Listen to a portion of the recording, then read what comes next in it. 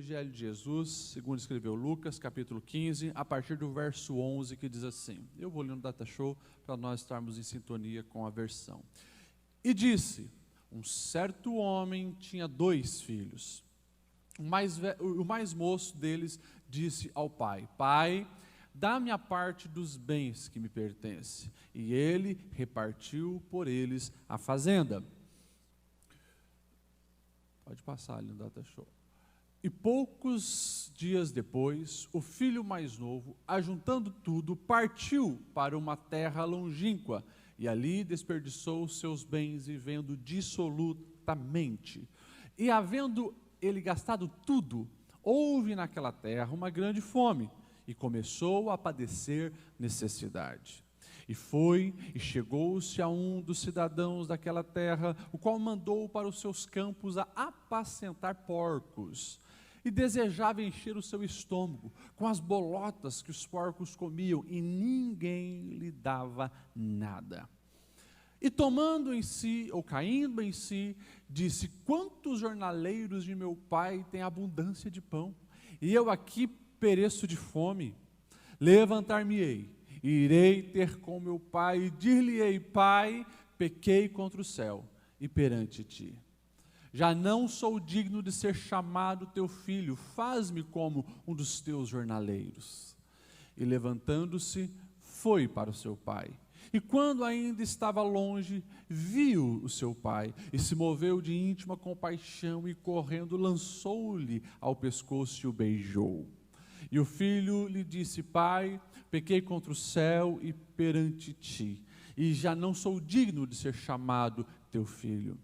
Mas o pai disse aos seus servos, trazei depressa a melhor roupa e vestilho, e ponde-lhe um anel na mão, e alparcas nos seus pés, e trazei o bezerro cevado, e matai, e comamos, e alegremo-nos, porque este meu filho estava morto e reviveu, tinha-se perdido e foi achado.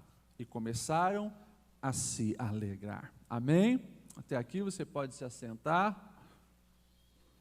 Meus irmãos, nós estamos diante de um texto clássico da palavra de Deus. E claro, quando nós falamos desse texto, que tem como um pano de fundo uma temática de restauração, de restituição, uma temática de recomeço, de reencontro, nós não podemos negligenciar aqui a mensagem gritante de Deus aos nossos corações, que podemos resumir em uma só palavra: amor.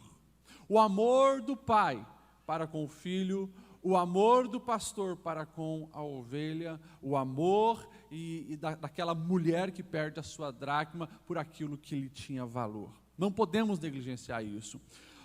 Talvez o título na tua Bíblia esteja o filho pródigo, porque essa parábola ficou conhecida como o filho pródigo, mas o destaque aqui é para com o pai. O amor do pai, o comportamento do pai, a reação do pai, porque isso precisa gerar em nós garantia de que esse pai, esse Deus, ele nos ama e deseja nos restaurar, deseja nos reencontrar, deseja nos fazer viver na posição de filho. Quando nós olhamos esse texto, a gente precisa observar alguns detalhes. Nós precisamos, por exemplo, observar o que diz o versículo 1 de Lucas 15. Como eu falei, Lucas 15, ele é o Senhor Jesus contando parábolas, contando história, mas todas as histórias têm um propósito. Todas as histórias que Jesus contou têm um objetivo: nos fazer entender as verdades do reino de Deus. E o contexto está ali no verso 1. O contexto do verso 1 diz assim: todos os publicanos e pecadores estavam reunidos para ouvir Jesus. E o texto também vai dizer, mas os fariseus e mestres da lei também estavam ali, geralmente para criticar, mas estavam ali. Então, olha só, o público de Jesus é publicanos, ou seja, cobradores de impostos, pessoas rejeitadas, pessoas que ninguém gostava, a escória da sociedade, prostitutas. Se hoje já existe discriminação para a prostituição, você imagina naquela época. As prostitutas também eram vistas como escória da sociedade. Do outro lado, nós temos quem? Fariseus, nós temos escribas. Quem era fariseu? Se eu perguntar hoje, por exemplo, se alguém aqui deseja ser um fariseu, ninguém vai levantar a mão. Somos da geração pós-Jesus. Nós sabemos que esse foi um povo que se levantou contra Jesus, perseguiu Jesus. Ninguém gosta dessa palavra fariseu.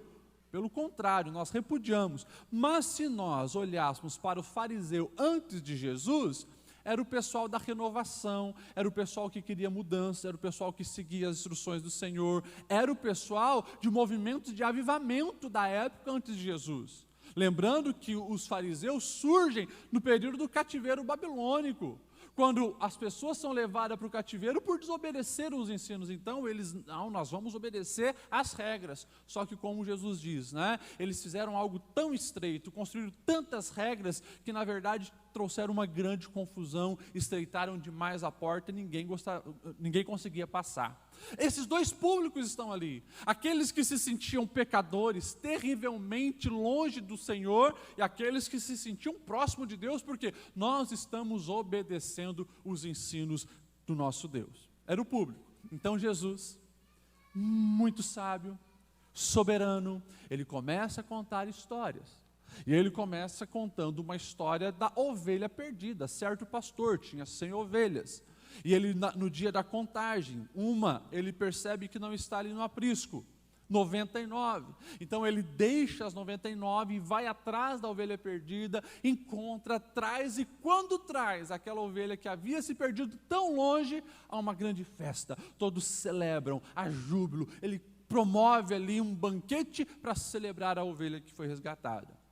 Jesus emenda com uma segunda história, dizendo: certa mulher está dentro de casa e perde uma dracma, uma moeda. Dracma é uma moeda, que as mulheres ganhavam essa moeda geralmente nos dias das bodas, no dia dos casamentos, era uma segurança financeira para ela, também era uma expressão do quanto ela valeu no dote, ou seja, do seu valor pessoal. Geralmente as mulheres colocavam assim em cima do véu essas moedas. Era algo de muito valor e era algo de garantia, de salvação para ela, caso acontecesse uma tragédia com o marido ou alguma coisa assim.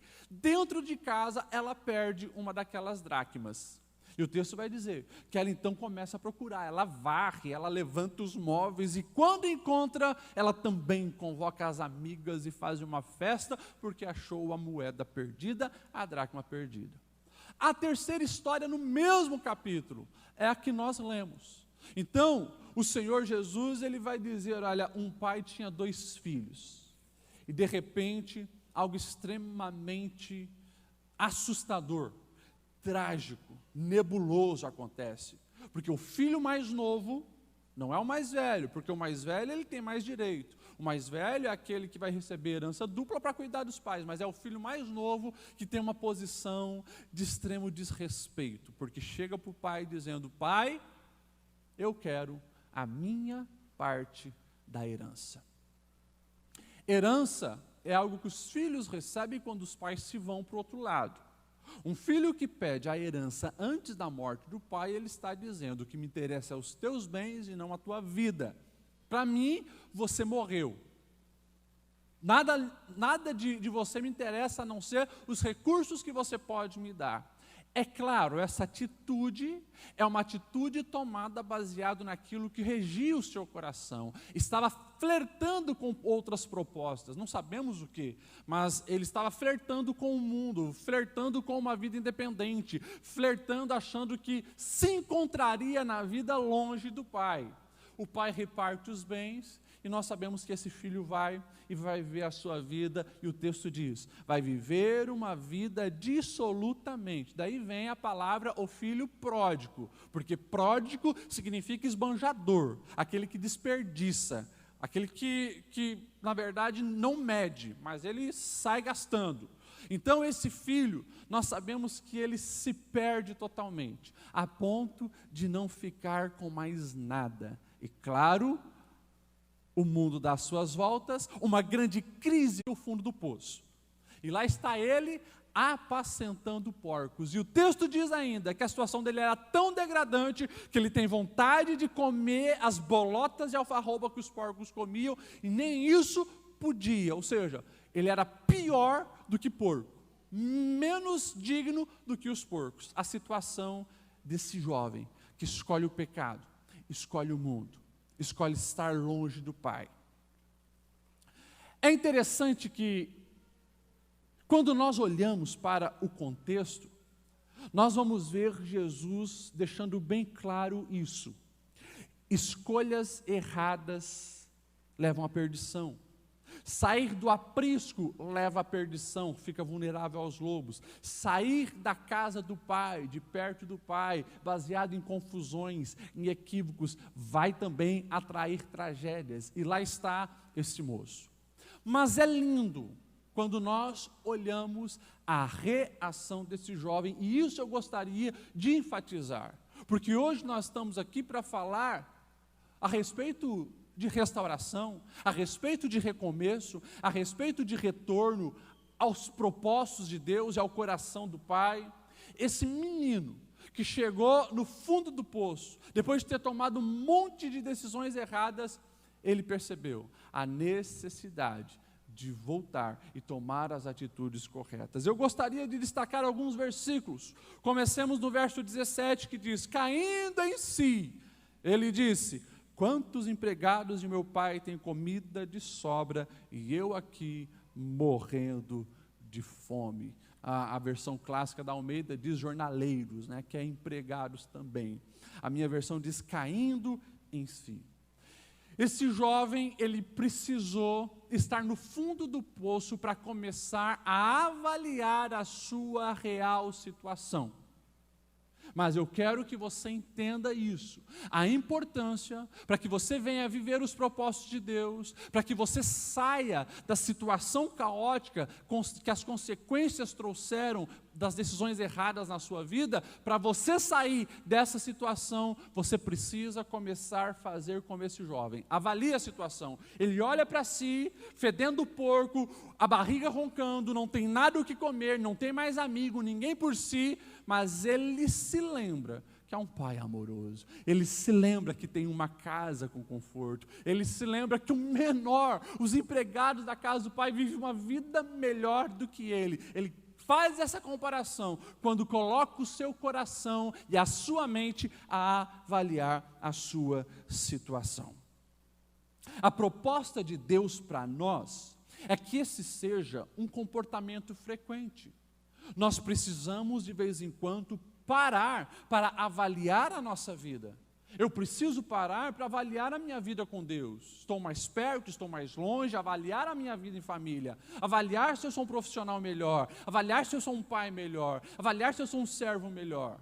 Porque se não avalia, não identifico os problemas. Se eu não avalio, eu passo batido em muitas coisas e, consequentemente, problemas que não são detectados não podem ser corrigidos. É por isso que quando nós vamos ver Deus levantando o profeta Ageu, depois que o povo sai da Babilônia e começa a reconstruir a cidade de Jerusalém, a sua terra, o Senhor se manifesta baseado nas palavras de Ageu, e a orientação várias vezes é: considerai o vosso caminho. Por 3 vezes no capítulo 1 fala isso, considerai o vosso caminho. Como assim considerar o vosso caminho? Deus diz: vocês não percebem que vocês estão semeando muito e colhendo pouco? Vocês não percebem que vocês trabalham, mas parece que coloca tudo num saco furado? Vocês se esforçam e não tem resultado? Considerai o vosso caminho, porque tem algo errado nas prioridades de vocês. O povo parou então para avaliar. Eles entenderam que estava negligenciando o Senhor, negligenciando a casa do Senhor, negligenciando as restaurações principais que o Senhor tinha exigido. Consequentemente, puderam mudar o seu comportamento. Nos nossos dias, há 2 domingos atrás, eu falava da palavra de Deus, a importância da palavra de Deus e da estratégia satânica de nos fazer distrair com tantas outras coisas para negligenciarmos a palavra de Deus. E eu repito hoje, nesse domingo, justamente isso. Muitas vezes, na nossa vida cada vez mais ativista, na nossa vida onde não temos tempo para parar, na nossa vida onde sempre tem um filme novo para assistir, um seriado novo para acompanhar, um jogo novo para jogar, uma conversa nova para ter no WhatsApp, alguém novo para conhecer na internet, nas redes sociais, enfim, estamos sempre na ativa. Poucas pessoas têm parado para um momento de solitude, acalmar o coração, repensar a vida, como que eu estou, por que a minha casa está assim, por que eu estou com o coração tão vazio, o que está acontecendo na minha vida espiritual, por que o meu casamento está definhando. Precisa-se parar. E esse jovem que fez um monte de lambança, tomou um monte de decisão errada, ele agora começa a tomar atitudes de restauração. E a primeira delas, avalia a situação. Tire essa semana um momento para você parar, para você pensar na tua vida, para você pensar na sua fé, para você pensar na sua história, na tua trajetória, para você olhar para trás e conseguir ver o que aconteceu de errado. Mas é preciso parar, acalmar o seu coração e avaliar a situação. Infelizmente, muitos só vão ter essa atitude, igual esse jovem, quando estão no fundo do poço.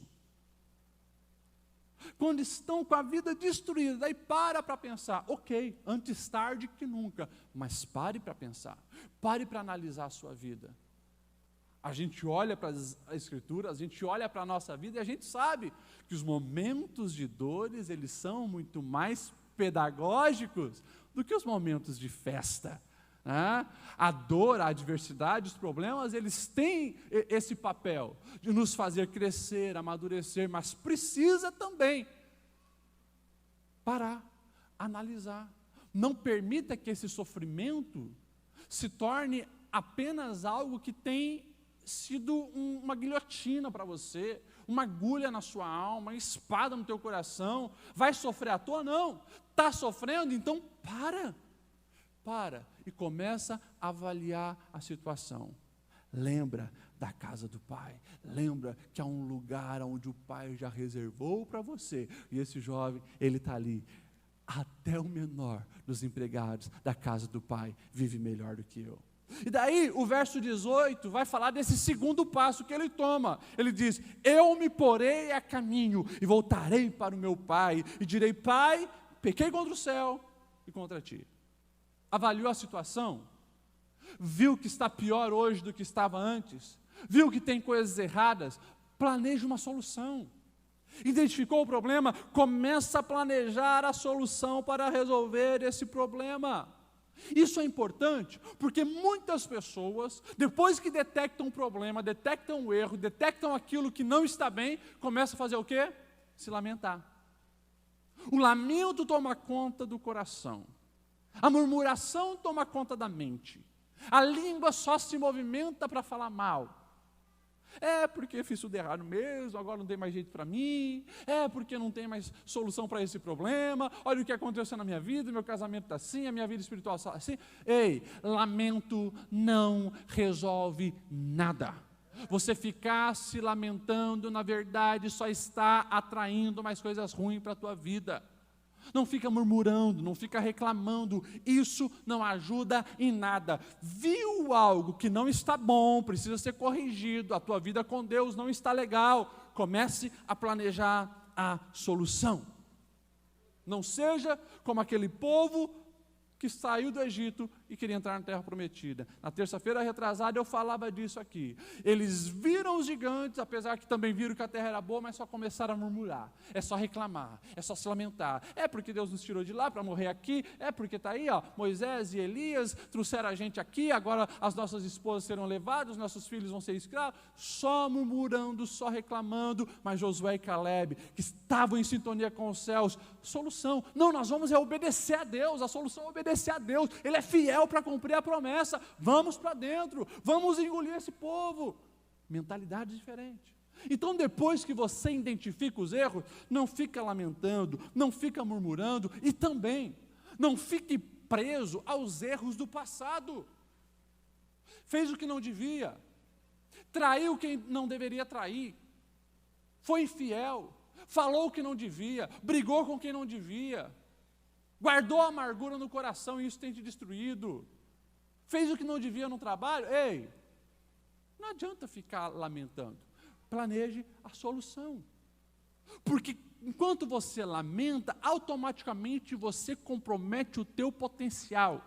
E você jamais chegará no lugar aonde Deus tem reservado para você. É por isso que Paulo, quando ele vai escrever aos Filipenses capítulo 3, ele vai deixar bem claro, por mais que ele havia sim matado o crente, perseguido a igreja, por mais que ele havia botado o crente para fora de casa, crianças ficaram sem pai e mãe, pelas atitudes dele, ele sabe que ele precisa olhar para frente. Então ele diz, esquecendo-me das coisas que para trás ficam, eu prossigo para o alvo. Eu sei aonde eu quero chegar, a um prêmio da soberana vocação de Deus em Cristo Jesus, e é lá o meu lugar. Então nós precisamos fazer isso, planejar a solução, olhar para frente e nos mover nessa direção. Deus te deu sabedoria para você planejar soluções. A sequência diz assim, verso 20: a seguir, levantou-se e foi para o seu pai. Na versão aqui, e levantando-se, foi para o seu pai. Eu amo o versículo 20. Por quê? Porque depois dele avaliar a situação e planejar a solução, ele não fica de braço cruzado, mas ele toma uma atitude.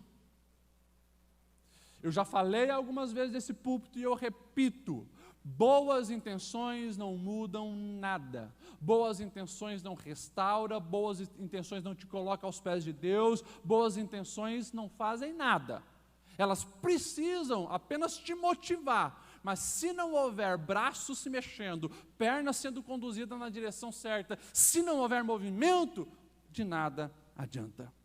Então, quando nós olhamos para esse menino, nós vamos ver um posicionamento de atitude. Ele não apenas planejou que ia voltar para casa, mas ele se levantou e ele foi. E é claro, para se ter atitude, você precisa estar com muita coragem, com muita ousadia, com muito sentimento de humildade, que também está ali entrelaçado com humilhação. Por quê? Por que coragem? Porque esse menino cometeu um pecado grave. Os historiadores deixam claro que o nível de desrespeito que ele teve com o pai, a lei, tem uma só resposta para esse tipo de comportamento: é morte, apedrejamento. Ou seja, esse menino, pelo desrespeito que ele teve com seu pai, ele era digno de morte. Sabemos que o pai era um pai de posição, era um pai rico, porque tinha os seus empregados, a Bíblia deixa bem clara nisso. Era digno para qualquer um dos empregados desse pai, ao ver o filho desregrado, o filho rebelde, pegar pedra, apedrejá-lo e matá-lo. Seria honroso para qualquer pessoa. Esse filho merecia a morte, ele sabia disso, mas ele teve a coragem de se levantar e dizer: eu vou enfrentar cara a cara os meus problemas, eu preciso corrigir as lambanças que eu fiz, eu preciso tomar uma posição. Podem querer me matar, podem me humilhar, não sei se o meu pai vai me aceitar, mas a minha parte eu estou fazendo. Entenda isso, você precisa fazer a sua parte. Como assim? 10 anos brigado com um parente e ninguém toma uma atitude para resolver? O Espírito Santo fala contigo hoje, faça alguma coisa. Aí você, mas eu não sei se ele vai aceitar, eu não sei se ele vai, como ele vai reagir, talvez vai meter os cachorros, não importa, tome uma atitude. Fez alguma coisa errada lá atrás? Nunca aquilo foi resolvido, nunca foi colocado as cartas na mesa, tome uma atitude. Esse menino, que tomou umas decisões de moleque, agora está nos ensinando que é possível restauração, é possível retornar. Ei, você que está aqui, e quem sabe você tomou um monte de decisão errada, você se afastou da igreja, você fez coisa errada, você se atolou no pecado, mas hoje você está aqui ouvindo a palavra, a voz do Espírito Santo é bem clara ao seu coração. Tome essa atitude de chegar diante do Pai, confessar os seus erros, confessar aquilo que você praticou que não devia, porque o Pai vai te aceitar. É a consequência aqui dessa atitude, porque quando o filho aparece, o pai, cheio de compaixão, vai, o abraça e o beija. Mas você precisa superar esse medo, esse medo de olhar na cara do seu problema, enfrentá-lo e desafiá-lo, ir para dentro dele e resolver. Esse menino, ele vai ter vitória, porque ele teve atitude. E claro, as atitudes são atitudes dignas, atitudes são atitudes diferentes. Sai arrogante, desprezando o pai, volta humilde, querendo ser escravo do pai. Sai com o nariz empinado, achando que sabia administrar, sabia escolher amigos, volta sujo, fedendo porco, sem nada, sem amigo e sem ninguém. Mas o pai está lá para receber, para o amar, para o abraçar. É lindo nesse verso 20, a sequência, né? Seu pai moveu-se de íntima compaixão, correndo. Esse verbo, gente, correndo, é um verbo que não combina para um pai, não combina para um senhor de idade. Os historiadores dizem que isso aqui, uma atitude de um idoso correndo naquele tempo, eles não vestem roupa como nós, né? Eles vestem vestidão. Ele teria que levantar o seu vestidão e ele teria que correr, mostrar as canelas. Correr é coisa de moleque. Mas aquele pai, ele toma essa atitude. Primeiro, ele queria ser o primeiro a chegar lá junto com o filho, porque se alguém chega antes pode matar o menino, ele quer ser o primeiro. O coração dele está cheio de amor, ele está com saudade, mas ele também está atraindo todos os olhares. Em vez de olharem para o filho e rechaçarem o filho, começa uma murmuração a respeito da atitude do pai. Como um senhor correndo entre nós aí para encontrar-se com o filho rebelde? É desse jeito que Jesus fez por nós. Ele atraiu para ele toda humilhação para poupar-nos de vergonha. Ou seja, você acha que esse pai, que agora aqui representa Cristo, não age hoje do mesmo jeito para contigo? Esse pai está de braços abertos. A partir do momento que você reconhece que precisa dele, esse pai ele vai correr na sua direção escancaradamente para te receber e mostrar o seu amor. É aquela história do filho. Eles moravam perto da onde passava o trem. E esse filho cresceu querendo ser maquinista, mas se perdeu na vida, se envolveu com coisa errada, também desprezou o pai, envergonhou a família, se envolveu no mundo das drogas, se perdeu.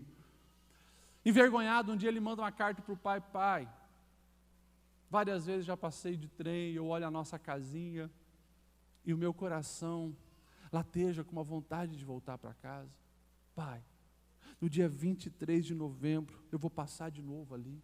Se o senhor me aceitar de volta e querer conversar comigo, por favor, amarra um lenço na frente do portão, que daí eu sei que eu posso descer na próxima estação e ir te encontrar. Mas pai, eu sei que eu errei. Se não tiver o lenço, tudo bem, eu vou entender. E naquele dia, quando ele estava passando, o pai estendeu um lençol enorme na frente da casa. O portão estava lá todo coberto com lençol branco, e aquele filho sabia: o meu pai me ama com um amor que na verdade nem eu entendo. Esse é o amor do pai para com os filhos. E você precisa apenas ter uma atitude de querer novamente correr para os braços do pai. Faça como esse jovem. Ele teve atitude e ele voltou para casa. O pai corre em direção a ele. Ele deveria se jogar no chão, mas o pai o abraça. Não deixe ele se jogar no chão. Você é meu filho, está no mesmo nível meu. É o filho que deveria beijar os pés do pai ou as mãos do pai, porque sempre é o menor que beija o maior. É sempre o servo que beija a mão do Senhor, é o súdito que beija a mão do rei, é um filho que beija a mão do pai, mas é o pai que tasca ali um beijo, mostrando o seu afeto para com o filho. É lindo quando nós começamos a observar os detalhes dessa história, Deus dizendo que o pai recebe os filhos que se perdem longe e voltam para casa. A próxima atitude desse menino, essa fala dele: pai, pequei. Pai, pequei. Ou seja, além dele avaliar a situação, planejar uma solução, tomar uma atitude, ele faz algo lindo, que precisa ser constantemente falado e repetido por nós, que é o quê?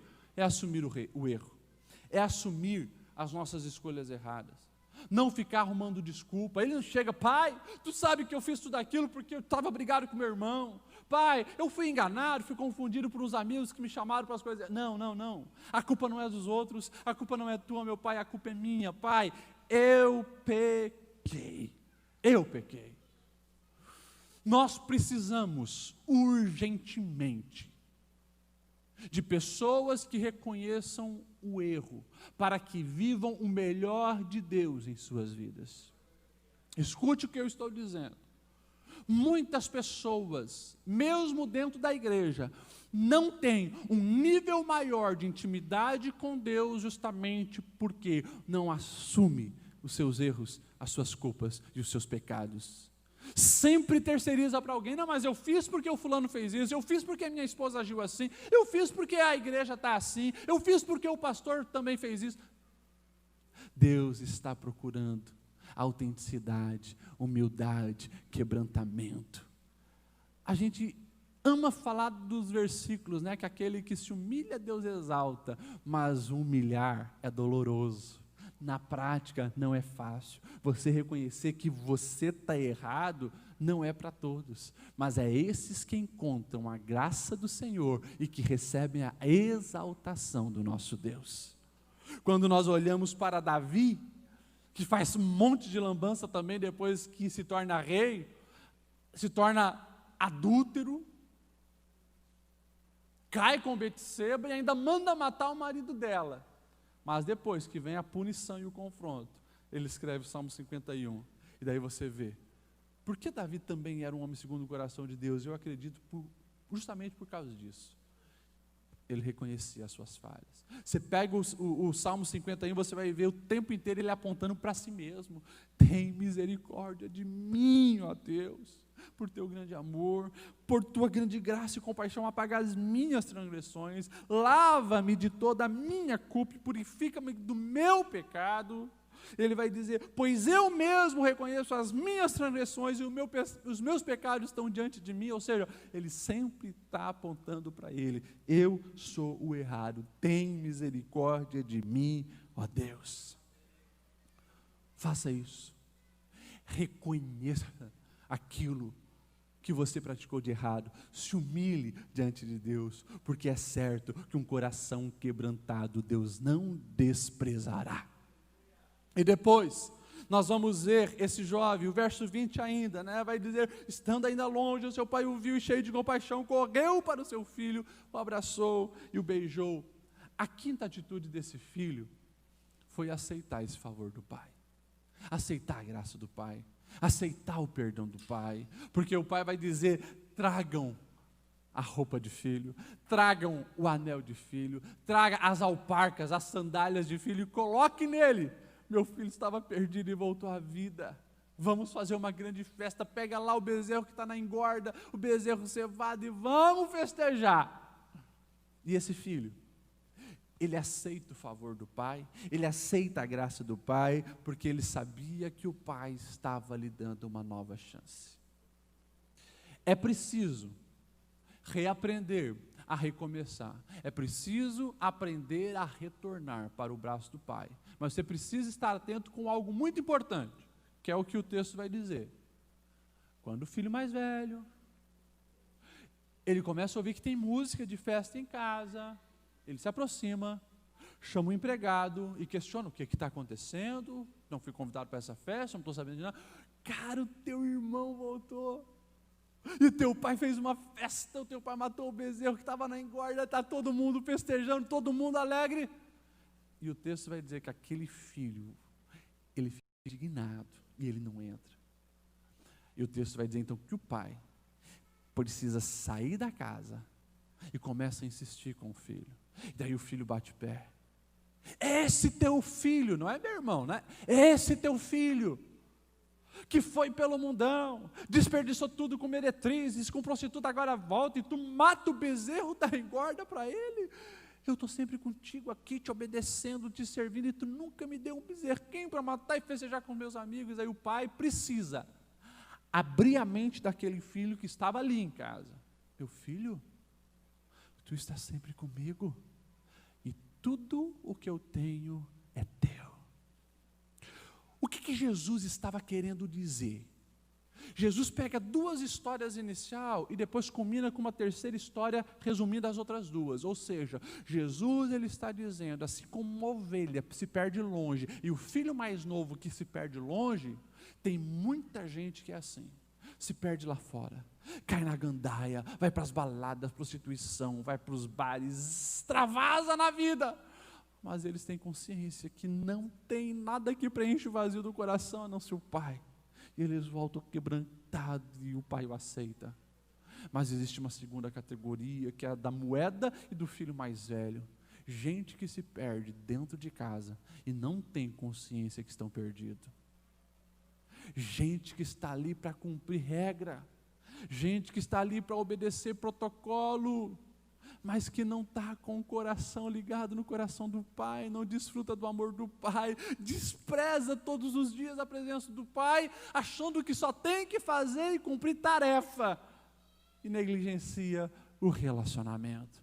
O que Jesus estava dizendo? Olha, os que se perdem longe, os publicanos e as pecadoras, mas tem gente perdida dentro de casa, é vocês fariseus e escribas, vocês se consideram santo, acham que estão obedecendo às regras, mas não conhecem o amor do Pai. E assim como o Pai abre os braços para receber o filho que se perdeu longe, o Pai sai para fora, para também falar o coração do filho que está perdido, para tirar a venda dos seus olhos, dizendo, para com isso. Você não deve ficar cumprindo tarefas apenas para tentar conseguir o meu amor, mas eu te amei. E se você realmente conhece esse amor, então gasta a vida fazendo, mas fazendo com graça, com amor, fazendo voluntariamente. Aquele filho não conhecia o Pai, mesmo estando dentro de casa. E é claro, Jesus fala de uma maneira escancarada sobre a vida e a prática religiosa. Tem pessoas que se tornam religiosos, inclusive nos nossos dias, 2020, na Assembleia de Deus. Pessoas que batem cartão todo dia aqui. Pessoas que estão todo domingo sentados nesses bancos. Pessoas que têm a carteirinha de membro, dão a paz do Senhor e andam com uma Bíblia bem grande debaixo do braço. Mas o coração está longe do coração de Deus.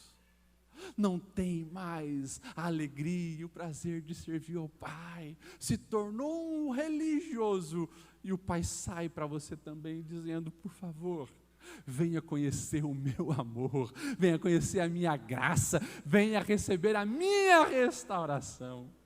Vamos se colocar em pé.